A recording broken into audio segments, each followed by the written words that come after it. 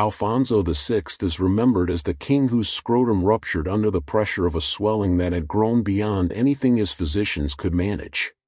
His genitals expanded to the size of a clenched fist, the skin stretching tight and hot from constant inflammation, leaving him unable to sit or even bring his legs together.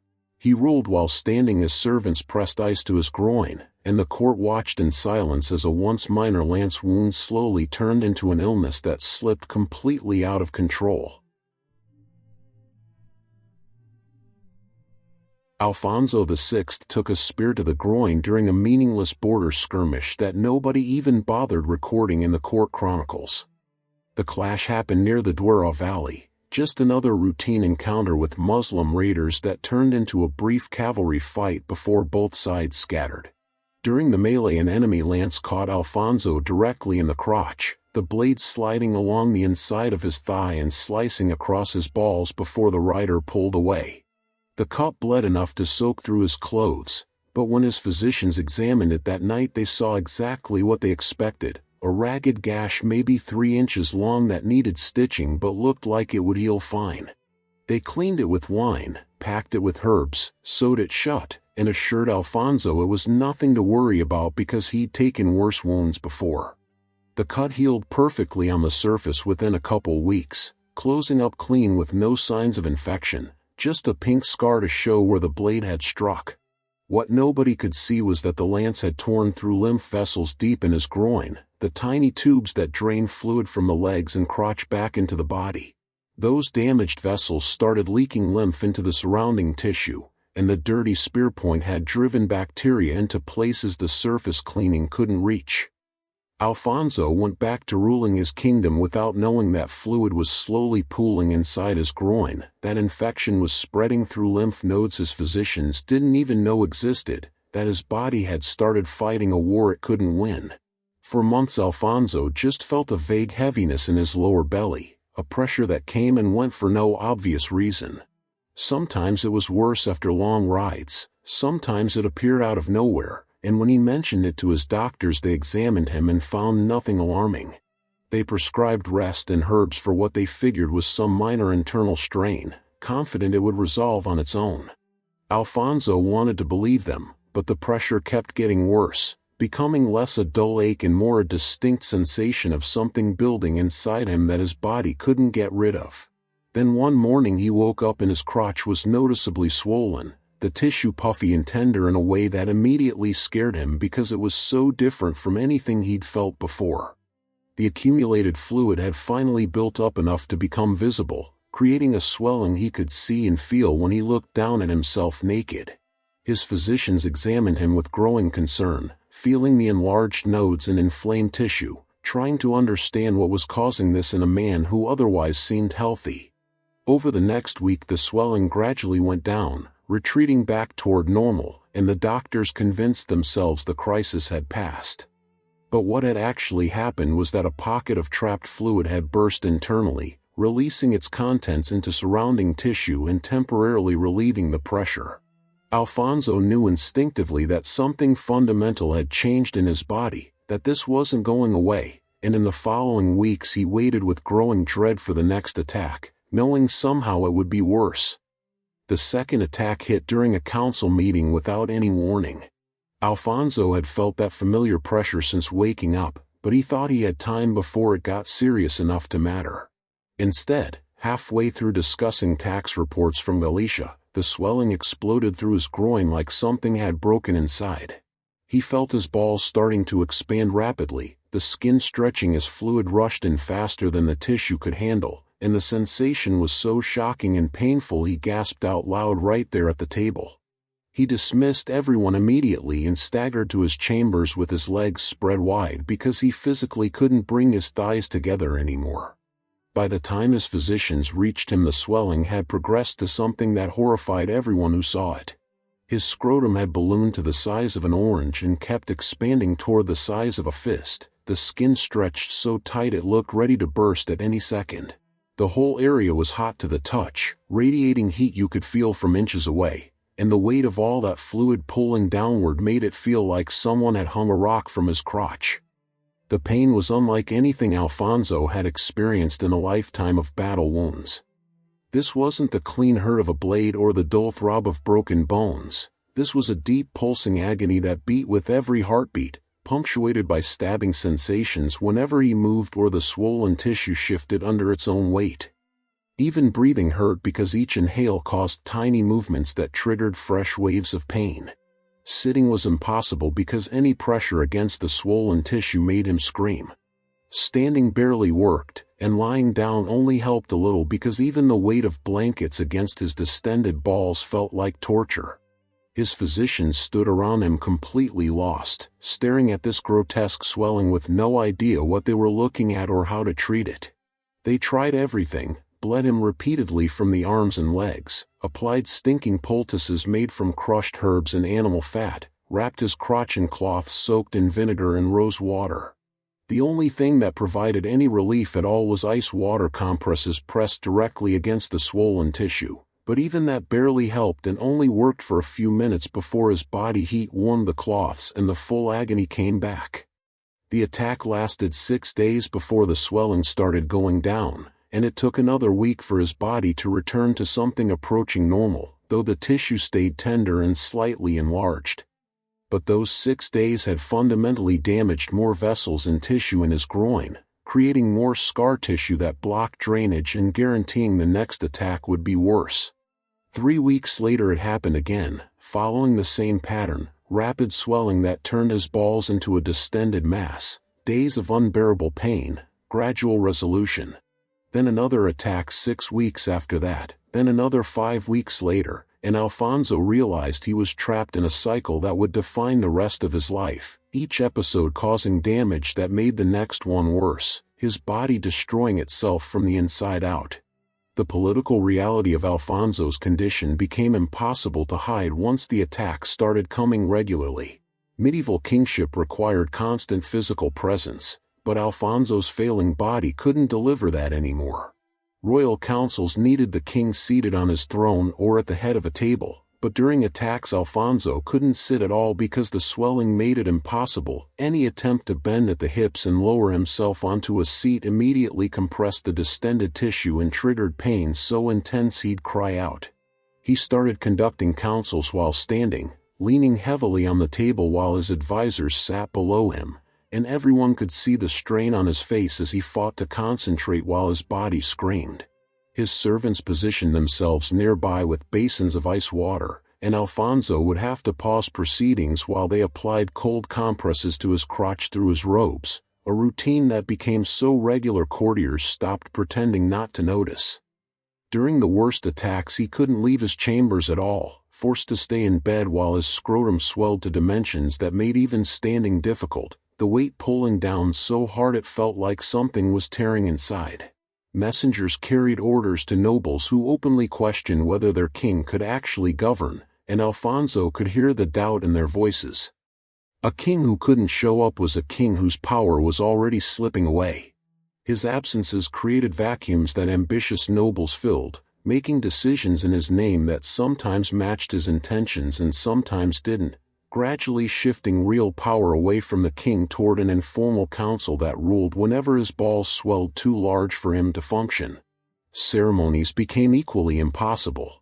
State occasions required Alfonso to sit on his throne for hours while receiving ambassadors or presiding over legal proceedings, but during attacks sitting was beyond his capacity because his scrotum would be swollen to the size of a grapefruit, the tissue hot and tender and unable to tolerate any pressure. He started canceling major events with increasing frequency, leaving visitors confused and suspicious about what was actually wrong.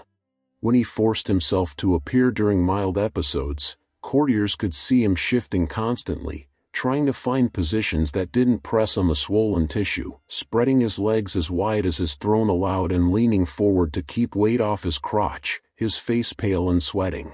His clothing became another problem because the swelling was so severe that normal garments couldn't accommodate it. His undergarments would stretch tight across the distended tissue and create pressure that made the pain exponentially worse, the cloth constricting around his enlarged balls and cutting into inflamed skin. Servants had to make special loose robes that could drape over him without touching the swollen areas, garments that looked nothing like proper royal attire and prompted endless speculation about what deformity he was hiding.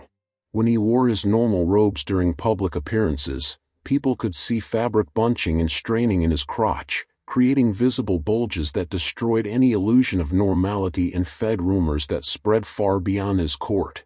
During the worst attacks, the swelling got so extreme that even modified clothing couldn't handle it. Fabric would stretch to its limit and then tear along the seams, ripping under pressure no garment was designed to withstand, and servants would bring fresh robes while Alfonso stood half naked, his grotesquely swollen genitals exposed to staff who tried to look away.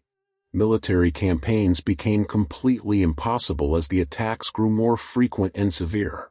Riding required days in the saddle, and during even mild episodes it was torture. The constant movement, the pressure of the saddle against his crotch, the friction of his thighs rubbing together all triggered waves of pain that left him gasping after just minutes. The swelling meant his legs couldn't come together properly, forcing an awkward wide-legged stance that made controlling the horse difficult and looked absurd. He started delegating military command to subordinates, dangerous in an era when a king's authority rested on his reputation as a warrior. His enemies to the south sensed weakness, probing his borders more aggressively, testing whether the King of Castile could still respond with force.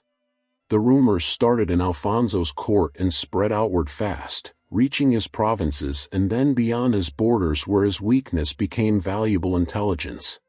Courtiers who'd witnessed attacks, who'd seen him hobbling with legs spread wide or heard him screaming in pain from his chambers, started whispering about what might be causing it. Some had glimpsed his condition when clothing tore or when servants were helping him dress, and they'd seen his scrotum swollen to impossible dimensions, skin stretched nearly transparent, and they carried those images as they speculated. In an age dominated by religious thinking, many interpreted it as divine punishment for some unspecified sin. The location of the swelling suggested to medieval minds that this must be punishment for sexual transgression, God targeting the organs of masculine power and royal lineage, destroying the very parts that produced heirs. Others developed more cynical theories. Some nobles suggested sorcery, that enemies had cursed him with substances designed to destroy him slowly, causing swelling no physician could cure. These theories gained traction because they offered hope, suggesting maybe a cure existed if they could identify and counter the magical attack. Physicians from across Christian and Muslim Spain were summoned, each one examining the swollen tissue during attacks, feeling the hot tight scrotum full of fluid, then proposing remedies that inevitably failed. Some thought trapped wind needed release through incisions, others believed corrupted blood should be drained with leeches, a few proposed the swelling was actually a tumor that needed cutting out, though nobody was brave enough to attempt surgery on a king's balls with primitive tools. None offered anything more effective than the ice compresses that barely worked. The rumors reached Muslim kingdoms along Alfonso's southern borders, where rulers who'd feared Castilian power began reassessing their position. Intelligence about his condition traveled through spy networks, and within months every significant Muslim ruler in Iberia knew their greatest enemy was being destroyed from within, his genitals swelling to grotesque proportions during attacks that left him bedridden for days. Some saw this as divine judgment that the Christian reconquest might be reversed now that Alfonso was failing. Raiding parties probed deeper into Christian territory, testing whether border defenses would respond with usual force or whether the king's illness had created exploitable weaknesses. Within Alfonso's territories, nobles began calculating their interests with increasing boldness, understanding that a king whose balls might swell to the size of an apple without warning was a king whose authority could be challenged without serious consequences. Important decisions that normally required royal approval started being made independently by regional magnates who justified their actions by pointing to Alfonso's prolonged absences when swelling reached such extremes he couldn't stand without help. Tax collection became irregular as officials diverted revenues, knowing the king couldn't conduct audits when spending half his time dealing with attacks. Legal disputes dragged on for months as litigants waited for Alfonso to be healthy enough to hear cases, and some abandoned hope of royal justice entirely. The erosion of authority accelerated with each attack because every episode proved to subjects and enemies that his body couldn't sustain kingship anymore. The intervals kept shortening. Attacks that came every few weeks progressed to every 10 days, then every week, until Alfonso spent more time in crisis than recovery. The swelling itself got worse each time, reaching larger dimensions as damaged tissue lost ability to resist fluid accumulation, his scrotum expanding from fist size to even larger masses that pulled downward with such weight the skin developed stretch marks and discoloration. Servants maintained constant vigil with ice water, physicians exhausted themselves trying useless treatments, and Alfonso understood his condition wasn't going to stabilize, that he was locked into progressive deterioration where each attack damaged his body further and made the next worse, a cycle that would eventually make ruling impossible and might kill him if swelling became severe enough to rupture something inside. By the final phase, Alfonso's entire kingdom was hostage to the state of his crotch, with crucial decisions delayed or abandoned based on whether his balls were currently swollen to the point of incapacitation. Negotiations with Muslim emirs scheduled weeks ahead would be cancelled when Alfonso woke to find that familiar pressure building, knowing within hours he'd be dealing with swelling so severe he couldn't walk. Military campaigns postponed indefinitely because the commander couldn't sit on a horse without triggering inflammation that would balloon his genitals to grotesque proportions. Religious ceremonies cut short when attacks struck during feast days, undermining spiritual foundations of his authority. Administration ground toward dysfunction as Alfonso's capacity to govern became limited to brief windows between attacks when his body allowed semi-normal function, though even during recovery the tissue stayed tender and swollen, never fully returning to normal before the next crisis. Council meetings became rushed affairs where complex matters had to be decided quickly before another attack forced retreat to his chambers. His advisors learned to recognize the signs: restless weight shifting, grimaces when he moved wrong, his hand drifting unconsciously toward his crotch checking whether swelling had started. Documents requiring royal seal accumulated as Alfonso struggled to concentrate while fighting constant discomfort, sometimes abandoning work halfway through because an attack was beginning and he needed to reach chambers before swelling made walking impossible. Physicians had abandoned any pretense they understood what was happening or possessed effective treatments. They continued bloodletting and poultices because doing something felt better than admitting helplessness, but privately they understood they were witnessing a mystery 11th century medicine couldn't solve. Ice compresses remained the only thing providing marginal relief, Alfonso's chambers constantly stocked with ice from mountain sources, an expensive operation symbolizing how much effort achieved so little while his body continued its decline. The final crisis began on what seemed like a good day, one of those brief interludes when Alfonso's body gave enough respite he could almost pretend normalcy. He'd made it through morning council standing at the table, reviewed and sealed several documents, felt cautiously optimistic the interval might last more than a week. Then early afternoon that familiar sensation started, deep pressure he'd learned to dread more than anything, and he knew immediately this would be bad because the onset felt different, more intense and rapid than previous attacks. Within an hour swelling had begun in earnest, his scrotum expanding at a rate that alarmed even physicians who'd seen him through dozens of episodes.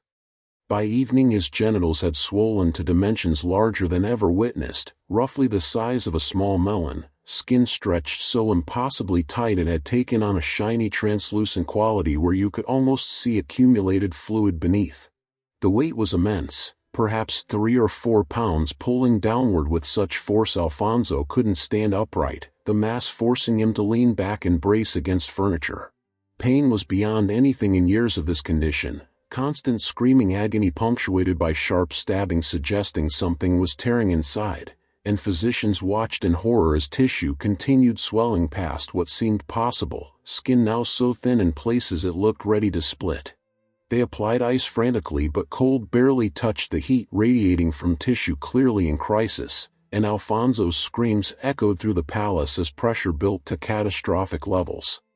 Around midnight, after hours of escalating agony that left Alfonso delirious and barely conscious, The inevitable happened. Overstretched skin began to tear, first small splits along areas of greatest tension, then larger ruptures as tissue gave way completely.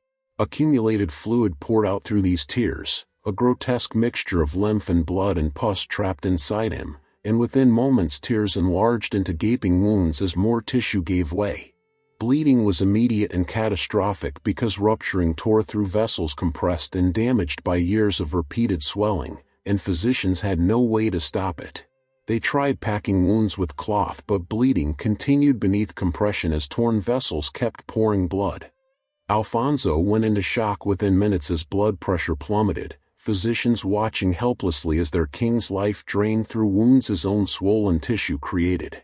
He died less than an hour after rupture began, never regaining consciousness, his body finally giving up after years fighting a disease 11th century medicine couldn't understand or treat. His kingdom left leaderless because one shallow wound to the groin had triggered progressive deterioration no amount of royal power could overcome.